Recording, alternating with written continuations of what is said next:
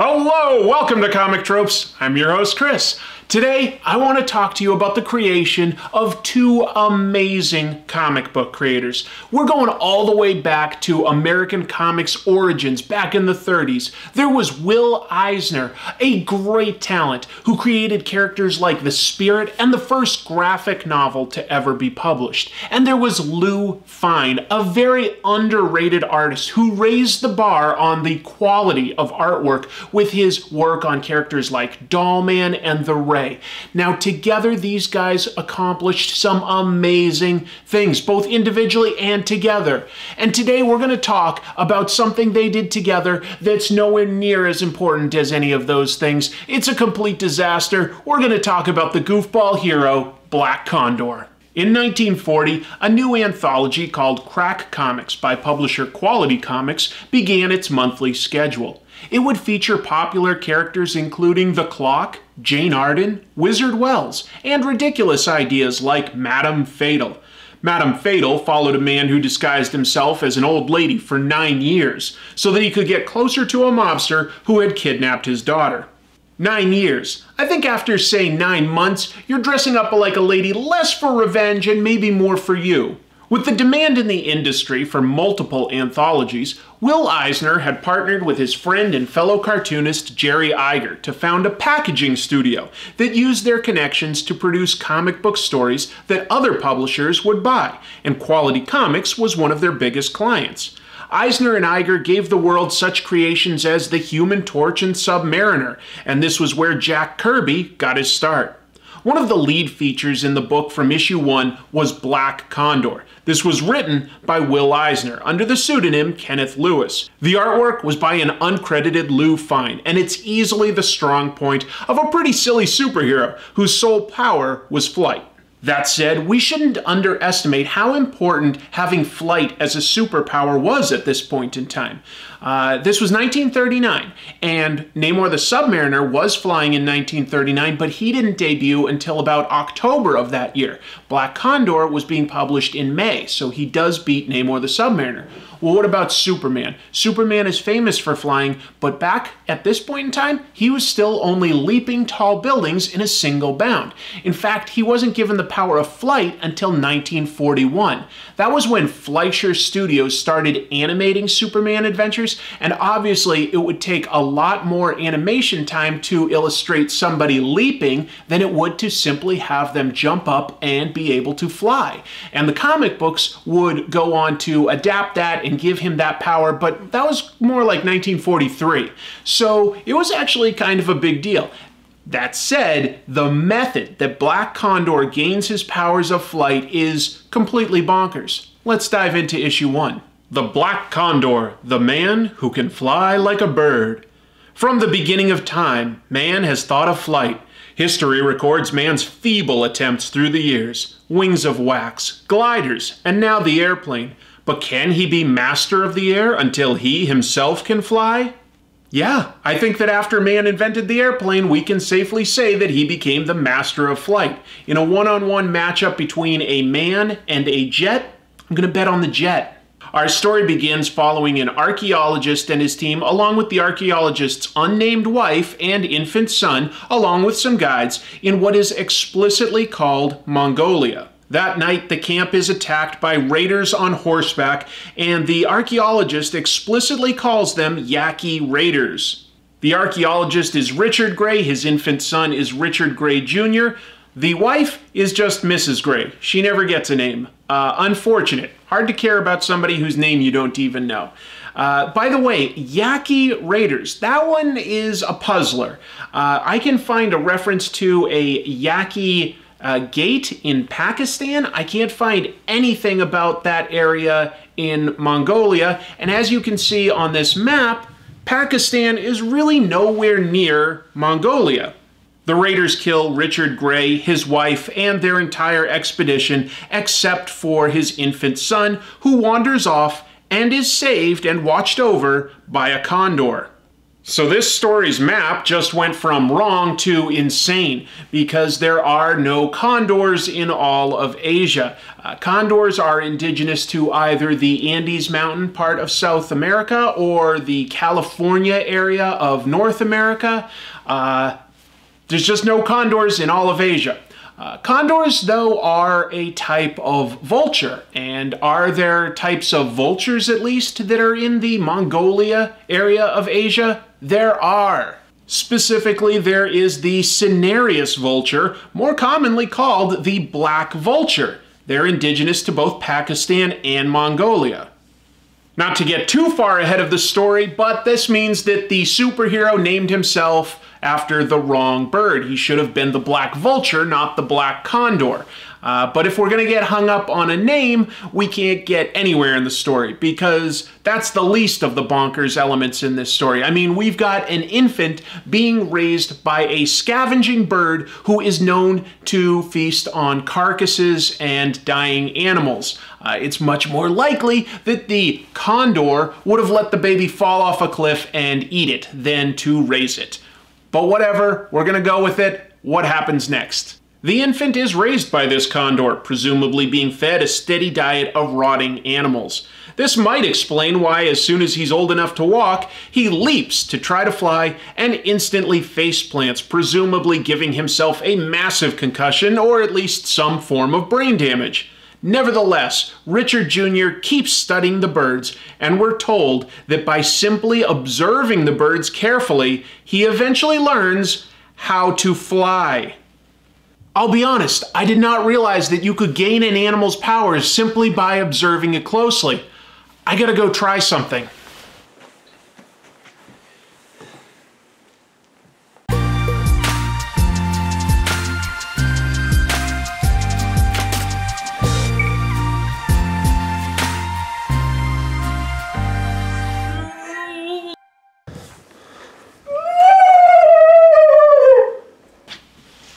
Okay, that was an interesting experience. Let's take a look at what happens with Richard once he's learned how to fly. I'm not sure when Richard made himself a leafy bathing suit, or even why, but that's okay. Maybe it's cold up there. The next page is one of the best because it features some gorgeous Fine artwork showcasing Richard battling some eagles. The eagles beat him up, and he ends up unconscious and bleeding, but is saved purely by chance when a hermit stumbles upon him. The main character isn't exactly doing a lot to endear himself to us. He's first jumped and knocked himself out while trying to fly, and now he's lost a fight to a bird. It's not exactly the makings of the next Batman. In just a few panels, the hermit, named Father Pierre, teaches Richard how to speak English and a bunch of other stuff about the world. Then he's conveniently killed off, which leads Richard to decide he will dedicate his abilities to bettering mankind, and he takes up the name Black Condor. It's kind of funny that he's taught English because his first 10 stories or so all take place across Asia. Also interesting is the fact that he calls himself Black Condor, but in his first issue, his superhero suit is colored red.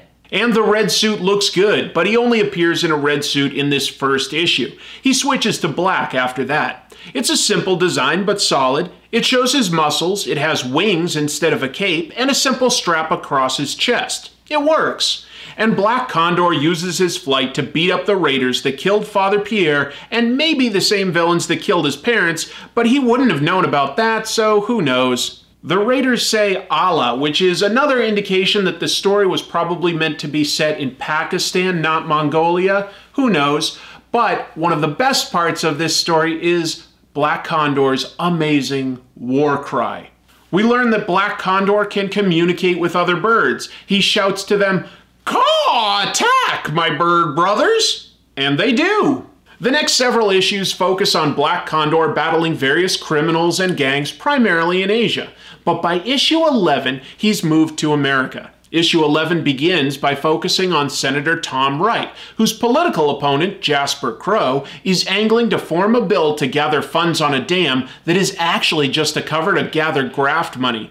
Tom's fiancée browbeats him, saying that he's a weakling and she'll leave him if he doesn't vote against the bill. Crow has thugs abduct and intimidate Tom to vote for the bill, but he refuses. Black Condor flies in way too late to save Tom from being murdered. Awesome, just another feather in the cap for Black Condor's successful career as a superhero. As Senator Tom Wright dies in Black Condor's arms, Condor notes that they look alike. So Condor decides to take over Wright's identity. Black Condor steals a senator's identity. He steals somebody's identity. Let's break this down. First of all, what does Black Condor do with Tom Wright's body? Because he obviously doesn't leave it around for the police to find. I mean, this guy was raised by vultures, so for all we know, he ate Tom Wright's body.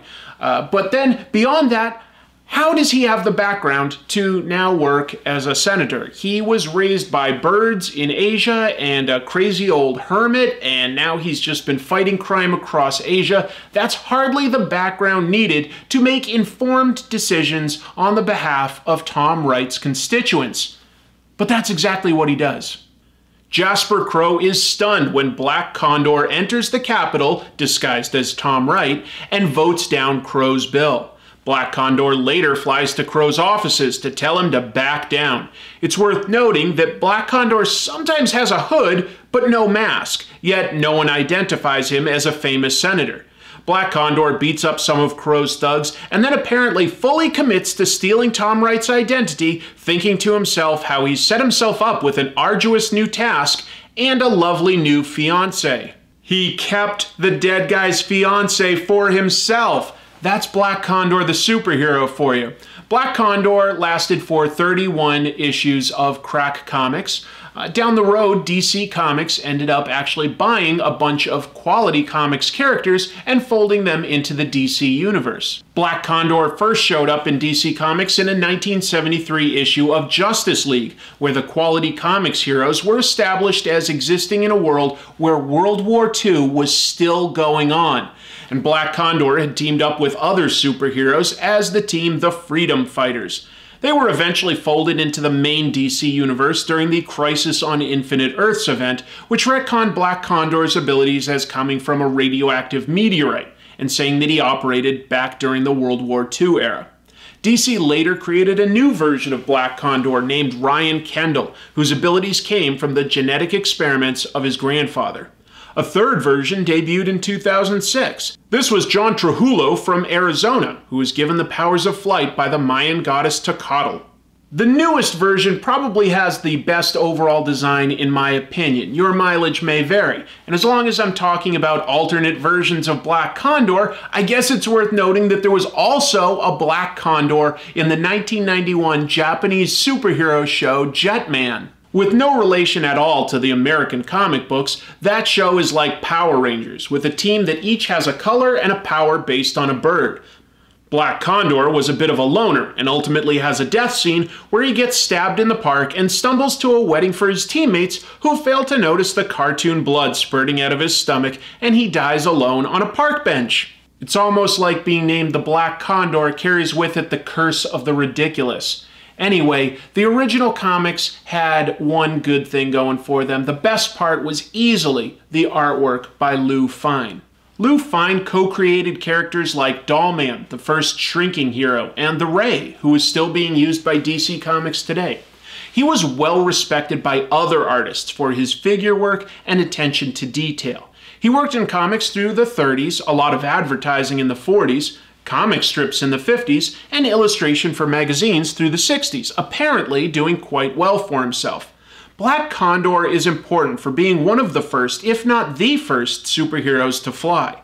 It's just that his origins are goofy and not planned out. But that's a big part of why I love Golden Age comics. They're a big burst of creativity with plenty of goofiness. For instance, I didn't even mention that in issue 2, Black Condor now has a black light ray gun. Who knows where that came from? It's never explained who invented it or exactly what its powers are. He just has a ray gun that can shoot black energy. That's just part of who he is now. Anyway, this is a very funny comic, and what I recommend is not necessarily reading just these comics, but do look for the artwork of Lou Fine out there. That's definitely something you can still learn from. Anyway, with all that said, let's take a quick look at what kind of fan art came in this week. Starting things off, Cameron G. Cabrera sends in this fantastic mashup of Infotron teaming up with Scud the Disposable Assassin, and you can see Cameron's Twitter link there. Dobrasor Robert based this piece of artwork off of the Rick Remender X-Force episode, and you can see his Instagram handle below. James G sends in this artwork based on the recent Brat Pack review. It's dark but funny, I love it. Grimlock returns and throws me into the world of Star Wars with this piece. Hey, I would take the work if I could get it. Quinn Pernhagen sends this piece of me as the Flash, and he wants us all to know that he's starting his own YouTube channel that he says is called Comics Quinn. Cameron Wood sends in this creative piece with Infotron and I in a riff on Doom Patrol. Very impressive. Eric Mack was inspired by the episode on Mexican Spider-Man comics to create this colorful artwork, and you can see his Instagram right there for more of his delightful work. Viewer What Is This created an image of me as #1 from the Umbrella Academy. John Eric Casto decided to illustrate Infotron and myself in the style of the manga JoJo's Bizarre Adventure. And finally, Arkiel Brown sends in an exciting illustration called The Age of Infotron, and you can see his Instagram and Twitter accounts listed there. If you would like to have your artwork featured on the show, just make sure it's directly related to Comic Tropes and send it to this email, comictropes@gmail.com. I will feature it. If you include anything like, say, a social media handle or a website, I'll do my best to include that as well. Then I will take everybody that sent something in that week, drop their names in this bag, shake it up, and draw a prize. Somebody will win a Gachapon prize that I picked up in Japan. And we will draw it out of the Gacha Pony machine, which was donated to us by Lunar Shine Store. All right, this week, the winner is #2, and apparently #2 is Dobrasor Robert. So, Dobrasor Robert, I will get your mailing info, and let's see what you won. By the way, everybody, I've mentioned in the past, sorry, I love that sound. I mentioned in the past that I have a Patreon page, but I've also added now something called a coffee account. So if you don't want to or are unable to commit to an ongoing monthly way of supporting the show, you can now leave a one-time tip through my coffee account. So any support you give is appreciated. Even if you can't afford to support the show financially, I completely understand that, but just hitting like and subscribe definitely helps. All right, it looks like this might be some sort of a Toy Story thing, and it comes from Takara. I can't tell exactly what it is. It's a pretty dark capsule, but I will send that to you, Dobrasor Robert. I appreciate everybody joining me. This is a sort of lighter, smaller episode than usual. I have a crazy hectic work schedule for the last couple weeks and going on a couple of weeks out. I have some big episodes planned, but probably next week will also be on the lighter side. I just have very little time. Only one day off per week. I really actually, if you go out, what, 14? I've got something like 14 work days with only 2 days off in between those 14 days. So just a really crazy work schedule right now. Wish I could do bigger episodes, but I only have so much time, unfortunately. I will also mention, just in case you get this before it happens, I will be at the Emerald City Comic-Con on Friday. Friday only. That's my one day off, and I'm going to go up to the convention, see if I can have some fun, maybe get a t-shirt, poke around at looking at some old silly books. Maybe I can find something as funny as Black Condor. In the meantime, thank you so much for watching, and until I see you next time, keep reading comics.